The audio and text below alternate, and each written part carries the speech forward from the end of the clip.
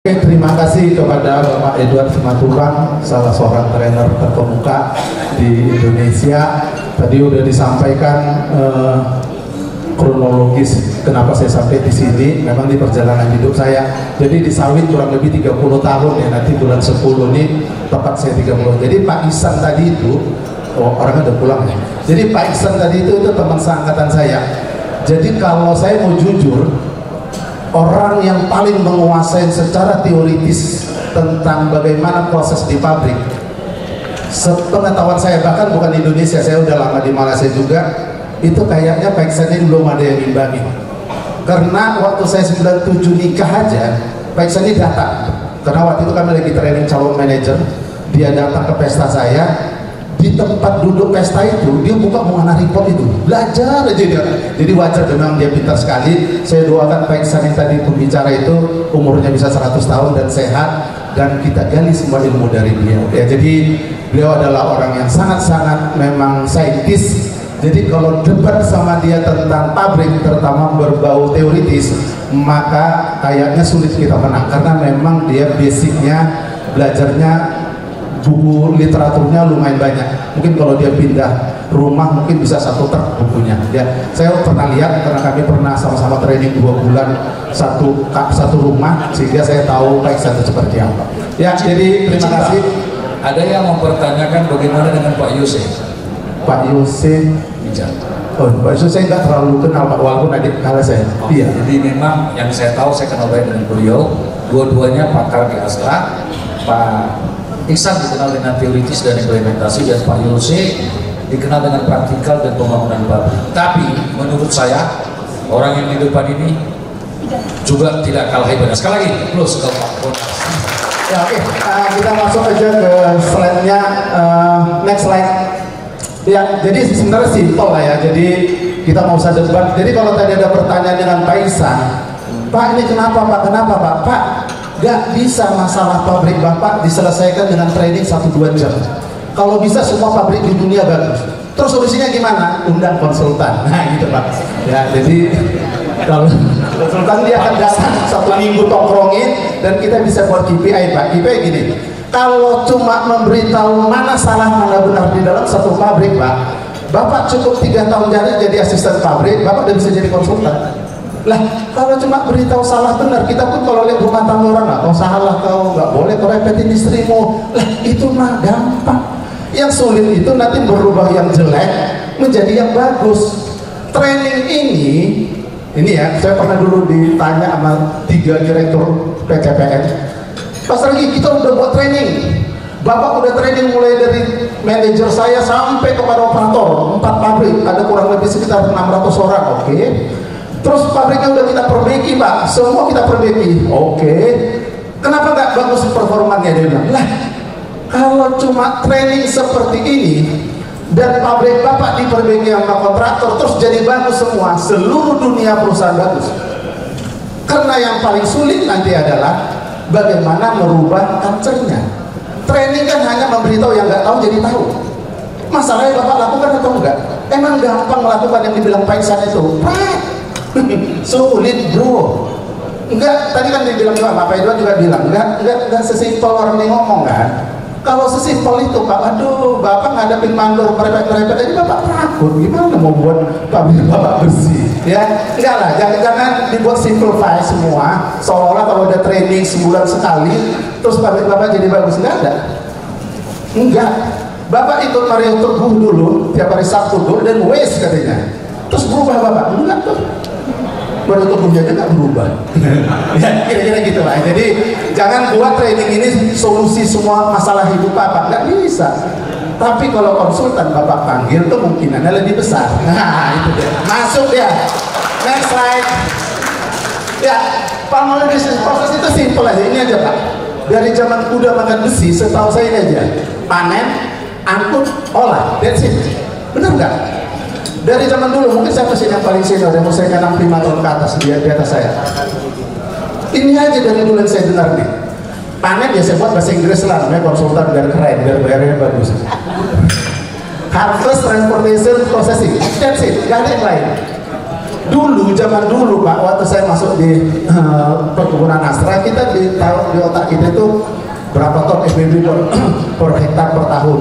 Makanya kalau udah bulan 12, terutama buah inti ya, itu buahnya nggak karu-karuan semua itu instruksi dari atas, diam-diam. Karena mengejar target. Kalau targetnya produksi 100.000, dia udah capai misalnya 98.000, tinggal 2.000 lagi, padahal 2 hari kerja, normalnya produksi 500 ton, dihajar itu, biar nyentuh 100%. Makanya bahaya sekali kalau targetnya masih model kayak ginian. Nggak bisa, nggak tembus kalau ke sini Pak. Oh ya nggak apa-apa. Jadi ton per hektar per tahun itu agak bahaya karena nanti kombinasinya dengan pabrik.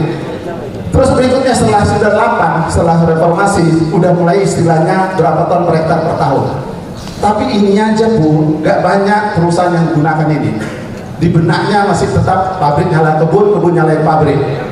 Iya, Pak, sorry buat orang kebun ya, kami orang pabrik paling enak lihat kesalahan Bapak. Paling enak karena buah mentah. Makanya kalau rendemennya turun, kupastikan biasanya manajer zamannya saya dulu, tapi saya sudah tobat ya. Itu pasti mentahnya dinaikin. Karena ditanya bos, nah itu turun 1%, mentahnya Pak jelek, itu mau mentahnya 15%. Nah, itu. Padahal kalau nanti rendemennya bagus, disimpannya minyaknya. Kalau tiba-tiba rendemen 25, nggak ada yang berani 25 kalau memang standarnya 22, pasti nyimpan. Ini kelakuan dari manajer semayoritas. Karena memang gini Pak, Bapak juga kalau sebagai owner kadang-kadang cerewet kali sih. Rendemen itu nggak bisa sama Pak, kecuali apalagi Bapak ngolah buah luar, buah dalam, nggak ada itu teorinya. Udah pasti jomplang gini, nong, bener nggak? Lah, tapi Bapak kalau turun rendemennya, pertanyaannya banyak kali, kadang-kadang nyakitin hati. Apa kerjamu? Itu aja nggak bisa kau jawab, kan pusing kan? Akhirnya samakan gitu bro, tenang jiwa semua, berutang di ujung, telah hidup Bapak. Udah, saya tahu pelakunya semua, dari ketawanya kelihatan. Saya mantan Pak, tapi udah tobat. Oke, yang terakhir Pak, setelah 2008, Bapak tahu, saya masa sebut grupnya, di sini juga ada bos-bosnya, teman-teman saya juga. Itu mulai ada grup-grup yang mendirikan pabrik tanpa kebun. Nah, mulai kelimpungan ini yang besar-besar yang dulu mengandalkan buah inti Pak. Saya dulu pernah di Astra, pernah di Sinarmas. Waktu di Sinarmas kami ngolahnya cuma 800 ton, pabriknya di daerah Riau. Terus saya bilang sama bos, Pak, kenapa kita nggak beli buah luar? Ngapain buah luar? Tambah pusing nanti kepala katanya. Karena ini aja udah pusing kalau ngurus buah inti aja. Jadi dulu mindsetnya memang gitu, buah luar itu pusing. Tapi belakangan ini survei membuktikan perusahaan-perusahaan yang ngolah buah luar ternyata profitnya luar biasa, utility-nya tinggi Pak. Dan saya tahu salah satu grup yang sekarang lumayan intensif, saya sebut inisialnya aja AA, itu sekarang kalau nggak salah udah 79 pabriknya, dengan segala macam anak perusahaan, apalagi juga CM lah, apa MC lah, ya terserah lah.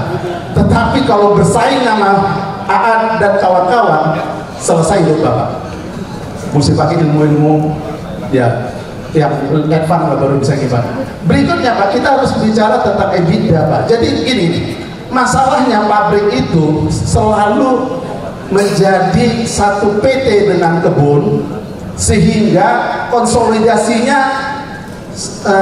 laporan keuangannya satu laporan keuangan.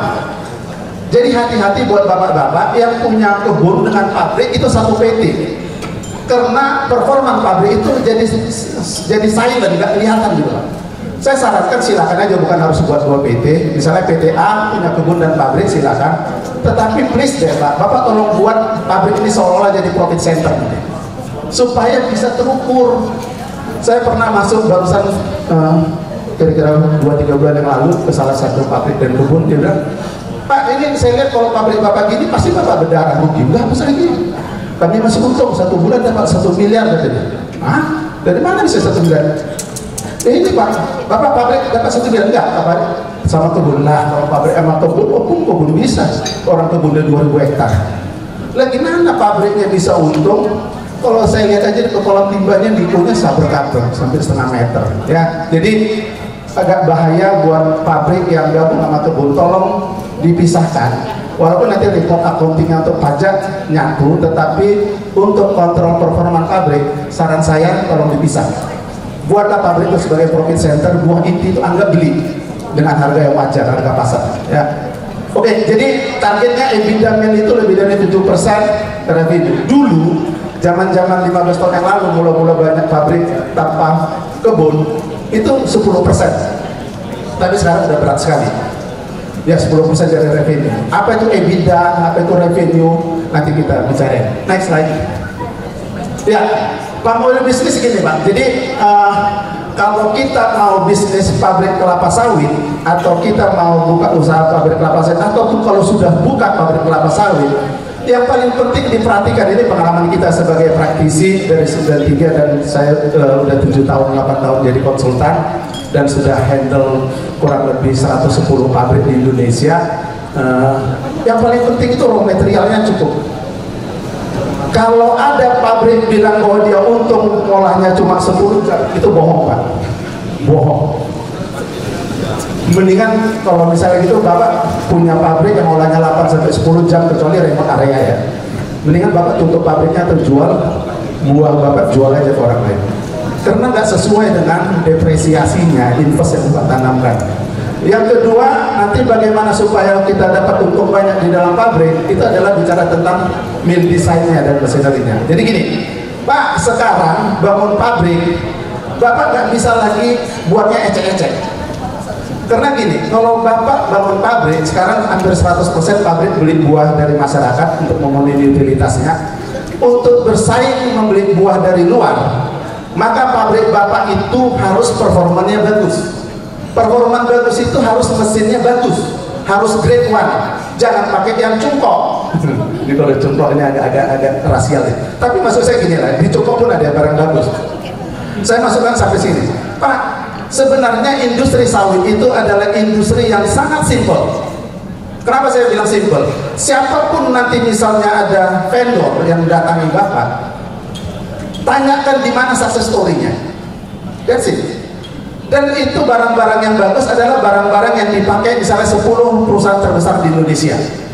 Karena kalau dia sudah bisa masuk ke situ, itu udah melalui seleksi yang luar biasa ketatnya. Lah ngapain Bapak masuk coba-coba lagi? Misalnya di grup paling besar Indonesia kan Sinarmas. Itu di Sinarmas itu departemen supportingnya paling besar di dunia.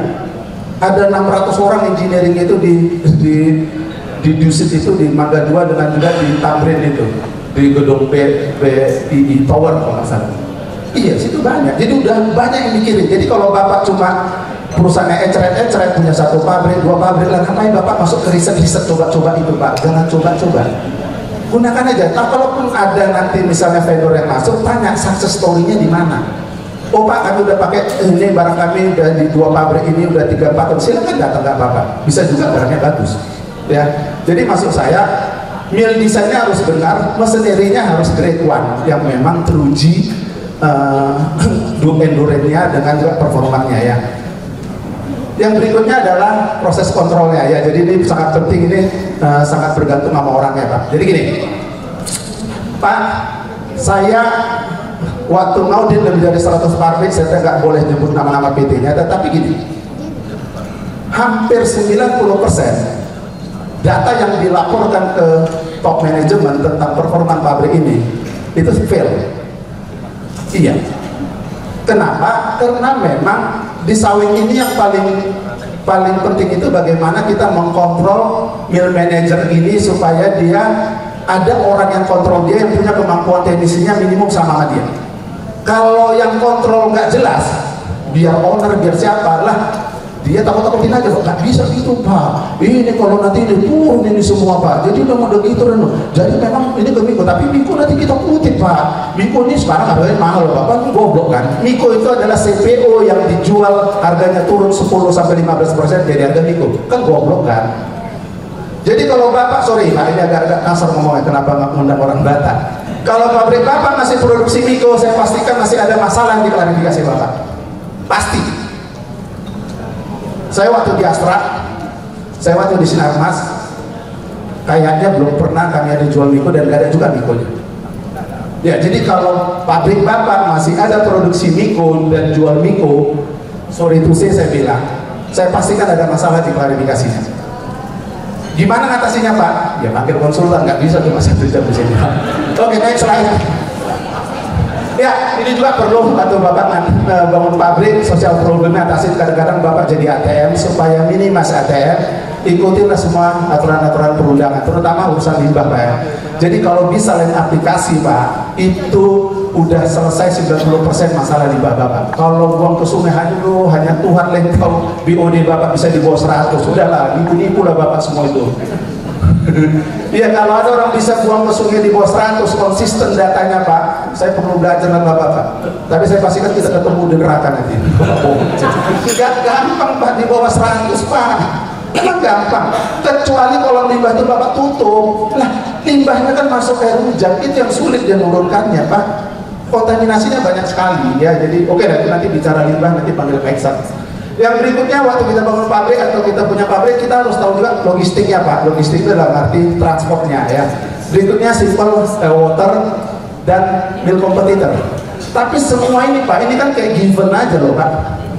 Lah kalau Bapak udah di situ udah paling. Tapi kalau ini Bapak yang keren sini loh Pak. Yang atas ini masih on hand kita. Udah terbangun pabrik ini mesti jadi. Tapi kalau ini water ya udahlah, mau diapain Bapak. Kalau dekat air parit ya cost Bapak tinggi. Tapi setinggi-tingginya cost water Pak, sekarang gini, kalau Bapak pakai Deming Plan, mungkin sekarang kalau saya salah tolong koreksi karena saya udah lama ada operasional. Kalau Bapak pakai Deming Plan itu costnya kurang lebih 500 sampai 600 rupiah per meter kubik. Kalau Bapak naik ke Deming Plan, nanti costnya naik kurang lebih sekitar 1.500. Kalau Bapak nanti masuk RO, sekarang RO memang udah murah ya, nggak Cina, itu udah bisa sekitar 2.000 rupiah tergantung raw materialnya, tapi ada rejectnya kurang lebih 30%. Water Bapak jelek pun kalau ininya bagus Pak, ketutupan, gak ada masalah Pak.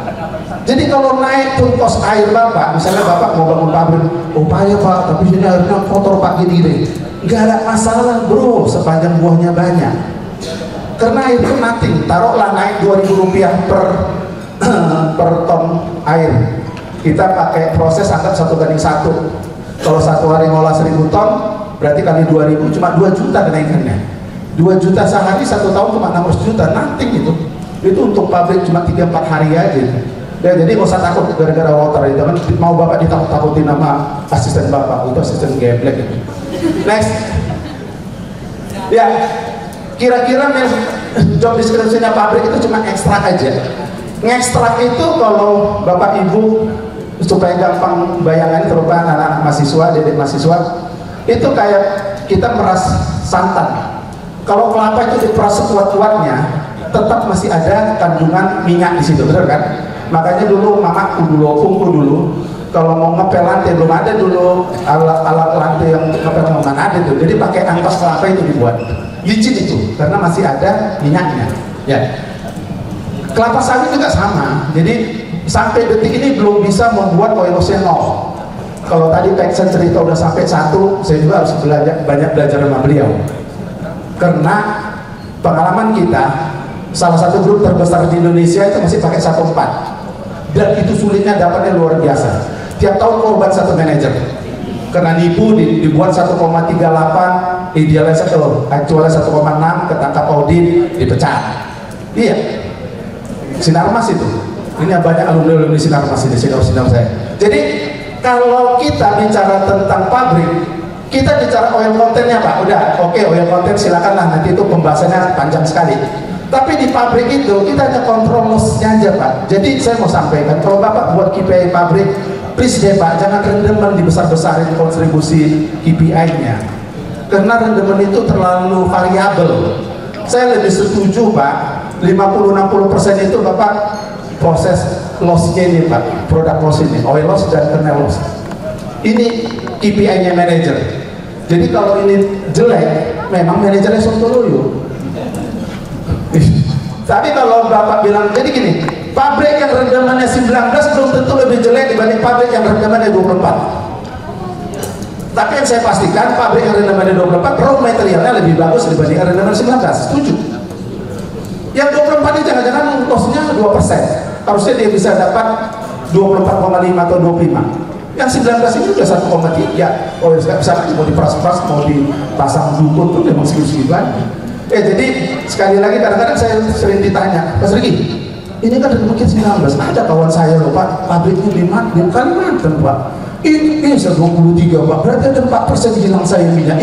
Ini pertanyaannya, tapi kan makin bodoh dia makin mantap, karena setiap orang bodoh butuh konsultan.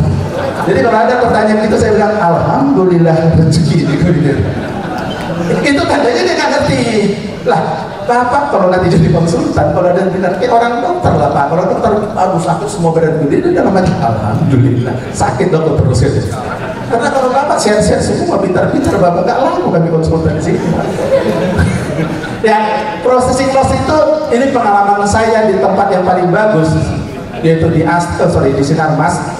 Itu rate-nya di sini 1,4 dan 0,2. Kalau karena yang dibilang Pak Iksan tadi di bawah 0,2 udah excellent, di Sinarmas dari 25 tahun yang lalu udah di 0,19 buah inti, 0,21 buah plasma, buah luar. Jadi tapi kalau untuk oil loss saya harus hormat kalau memang benar ya datanya, karena beberapa juga klien saya waktu kita Zoom meeting sebelum kita masuk ke site atau sebelum SPK ditantangkan, Pak Sergi berapa standar sebagai konsultan Bapak yang terbaik bisa Bapak janjikan ke kita? Di bawah 1,4 bilang. Kalau segitu tak perlu lagi lah konsultan. Emang kenapa? Lah kami udah dapat 1,25. Ini ngomong GM-nya nih. Saya nggak usah sebut perusahaan. Ada CEO-nya. Padahal saya tahu lah salah satu manajernya pun ada, manajernya itu salah satu manajernya itu manajer saya paling sontoloyo dulu waktu di bawah saya kan. Mana pula bisa 1,25. Oke Pak, saya bilang gini, kalau Bapak bisa dapat 1,25, saya akan hormat dan salut lihat perusahaan Bapak. Tapi sebelum saya salut dan hormat, izinkan saya masuk ke pabrik Bapak. Saya harus pastikan SOP-nya sama. SOP sama itu dalam arti teknik ngambil sampelnya benar, titik sampelnya benar, cara analisanya benar, dan yang keempat yang paling banyak dosanya, melaporkannya benar. Ketawa itu pasti pelaku semua sih. Udahlah, ngaku aja lah. Saya yakin lebih dari 70% kita pernah melakukan sini, yang semua sampai level manajer. Udahlah, ngaku aja. Ya mungkin kecil-kecil. Iya, karena pabrik itu bro, aduh Tuhan, nggak gampang membuat datanya stabil. Kan kadang-kadang kita buat oil loss 1,4, 1,4, 1139, 1,4, 1,4. Ih, so sweet. Bibir ini makanya takut. Bro, aku 30 tahun di pabrik udah ngadapin 110 klien, nggak ada gitu-gitu, bohong aja tuh. Bapak-bapak yang owner sini kalau ada data gitu bohong itu Pak, bullshit lah. Di mana lah tempat yang sama setempat? Tidak, emang gampang maintain pacar kita itu sulit. Yang cuma satu station ada 10, buat dari mana-mana bisa sama lo station, nggak bisa. Iya, apa yang disampaikan Pak Iksan tadi semua benar. Tapi itu kalau homogen barang masuknya. Kalau barang masuknya nggak homogen, campur kotoran lah, campur ludah lah, campuran lah, beda semua. Belum lagi nanti motornya ngantuk, belum lagi tiba-tiba trip lah, belum lagi tidur operator boilernya nggak dikorek abunya. Tidak sesimpel itu ya, banyak itunya. Next, ya, mail cost structure yang harus kita perhatikan ini Pak. Jadi di dalam waktu kita investasi Pak, di kita itu ada namanya COGS Pak, atau dalam bahasa Bataknya HPP lah ya, cost of goods sold. Jadi itu adalah beli FBB-nya. Jadi kalau Bapak punya kebun dan pabrik itu dalam satu perusahaan, kami sarankan buat pabrik itu sebagai profit center, pisah aja dulu Pak. Jadi buah inti Bapak itu dibeli supaya tahu nih pabrik ini performanya benar atau enggak gitu Pak, dan bisa dievaluasi ya. Pembelian TBS, processing cost yang sekarang kurang lebih 100.000 per ton TBS kurang lebih lah ya, kecuali pabrik baru. Kalau pabrik baru paling cuma 40.000 per ton TBS, tahun kedua naik 60.000, tahun berikutnya 80.000, tahun keempat kelima seterusnya itu flat karena warranty-nya udah sama. Kalau Bapak masih bingung, kok bisa sama, itu pembahasannya satu materi lagi Pak, undang aja saya. Berikutnya Pak, itu costnya adalah head office. Nah ini kadang-kadang perusahaan juga lucu-lucu kan, kadang pabriknya satu, overheadnya 1 bulan 2 miliar, kan gila itu kan. Tahap apa dimasukin ke situ? Tapi udah Pak, Bapak kalau manajer mau usah campurin itu Pak, benci direksi dari Bapak. Beresin aja pabrik Bapak, tiba-tiba overhead di kantor direksi besar kan udah diem. Nah, karena itu memang bukan wewenang Bapak, Bapak ngurusin pabrik aja. Jadi wilayah Bapak itu di sini Pak, di processingnya. Terus ini tentang interest teknis. Maksud saya gini loh Pak, sometimes pabrik itu dibangun 60 ton. Artinya mill investasinya besar. Kalau fundingnya 70%, contoh pabrik 60 ton, kurang lebih sekarang agak biar enak hitungnya sekitar 200 miliar kira-kira. Kalau yang pakai horizontal. 200 miliar kalau fundingnya nanti 70%, maka dia ngutang 140 miliar. 140 miliar bro, kalau 1 bulan 1% aja biar enak hitungnya. Sebenarnya nggak sampai sekitar 0,9. Kalau 1% aja bunganya, lah itu 1,4 miliar per bulan. Tiap matahari terbit 45 juta. Mau nanti dia hujan mau bayar, penting matahari ada naik ke atas 45 juta harus bayar bunga toh, belum lagi cicilannya. Ya, jadi ini yang mau saya sampaikan bahwa